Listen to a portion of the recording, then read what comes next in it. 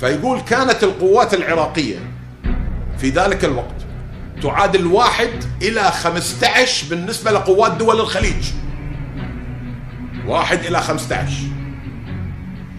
لو استدعينا القوات العربية كلها، مصر وسوريا وغيرها، ستصبح القوات، لا قال لو الجيش المصري، هذا مكتوب الكتاب بس معلش انا قاعد انقل لك بالذاكره، لو جاء الجيش المصري والسوري ستكون القوات 1 إلى 7 مع العراق.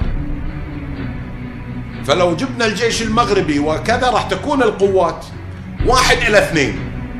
إذا ما زلنا لا يوجد لدينا قوة عربية قادرة على إخراج العراق من الكويت. هذا كلام قائد القوات المشتركة، رجل عسكري، مش كلامي.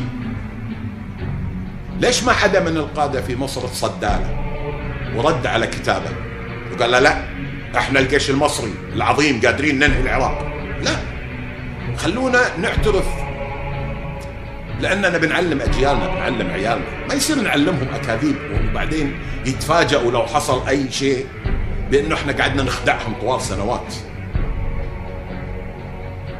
القوات العراقية في ذلك الوقت كانت قادرة على ابتلاع الجزيرة العربية كلها، ولو كان في حدود بينها وبين مصر وتوجه لمصر لابتلعها. لا نضحك على بعض. مين كان في عنده 1,000,000 جندي في سنة 90؟ 1,000,000. مين كان يملك 4,700 دبابة في سنة 90؟ مين كان يملك أكثر من 3,000 صاروخ سكود في سنة 90؟ إمكانياته. بعدين هذا إنسان الوحيد في الدول العربية لما نقول خاض معارك، العراق مش مصر، لأنه هو خاض معركة واحدة مع دولة قوية مثل إيران 8 سنوات متواصلة قتال دموي، مش حرب استنزاف ولا حرب لمدة 4 أيام ولا 7 أيام ولا 20 يوم. 8 سنوات. مات منا 1,000,000 أو 1,500,000 عنده ضحايا حربه مع إيران. فطلع بقوات جبارة.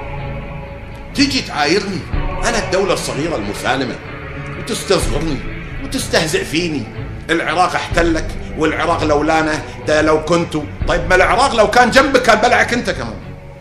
ليش الجنون العظمة اللي ما شفنا من 33 دولة وقفت مع الكويت إلا من مصر؟ هذا النقاش.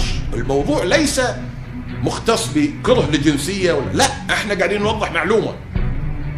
هل تتوقع انت انه انا راح اسكت لو واحد سوري قال لي هذا الكلام؟ لا، لكن ما حدا قال لي. العراقي اللي هو عراقي احتلنا والله ما عايرني قد ما عايرني المصري.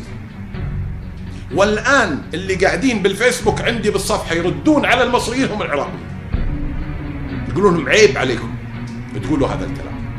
يا مختصر كل الحكي دليني وين القى مثيل قلبك قلب، حبك صديق والباقي ما يتسمى.